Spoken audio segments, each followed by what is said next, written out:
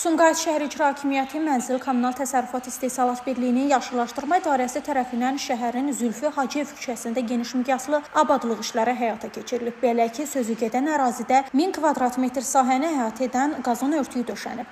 Görülən işlər küçənin ümumi görünüşünü xeyli yaxşılaşdırmaqla yanaşı əraziyə xüsusi estetik görünüş qazandırıb. Yaşıllaşdırma işləri bununla məhdudlaşmır. Yaxın vaxtlarda şəhərin əsas magistral yollarından hesab olunan Koroğlu prospekti və Bakı küçəsində də qazon örtüyünün salınması planlaşdırılır. Bu isə şəhərin mərkəzi hissələrində yaşıllıq zolaqlarının genişləndirilməsi baxımından mühüm addım kimi qiymətləndirilir. Onu da qeyd edək ki, son 4 ay ərzində Sumqayıtın müxtəlif ərazilərində ümumilikdə 14 min ədəd qızıl gülçolu əkilib. Bu təşəbbüs şəhərin dekorativ görünüşünün zənginləşdirilməsi ilə yanaşı ətraf mühitin sağlamlaşdırılmasına da xidmət edir. Əkilən gülçolları şəhər sakinlərinin gündəlik həyatına daha çox estetik zövq qatır. Yaşıllaşdırma İdarəsi tərəfindən yalnız yeni yaşıllıq sahələrinin salınması deyil, eyni zamanda mövcud ərazilərin qulluq və mühafizəsi də diqqətdə saxlanılır. Belə ki, şəhərin müxtəlif hissələrində mütəmadi olaraq ot biçin işləri aparılır. Yaşıllıq sahələri səlqəyə salınır və onların qorunması təmin edilir. Görülən bu işlər bir daha göstərir ki, Sumqayıtda yaşıllaşdırma sahəsinə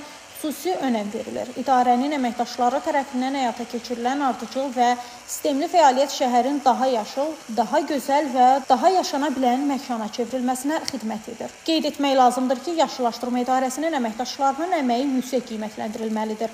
Onların istər isti yay günlərində, istərsə də digər çətin hava şəraitində fasiləsiz fəaliyyəti nəticəsində şəhərin siması günbəgün dəyişir. Daha müasir və cəlbedici görünüş alır. Bu zəhmət yalnız bugün üçün deyil, gələcək nəsillər üçün də sağlam və təmiz mühitin formalaşmasına yönəlib. Bu cür layihələrin davamlı şəkildə həyata keçirilməsi Sumqayıtın ekoloji balansının qorunmasına, havanın keyfiyyətinin yaxşılaşmasına və şəhər sakinlərinin həyat səviyyəsinin yüksəlməsinə müsbət təsir göstərir.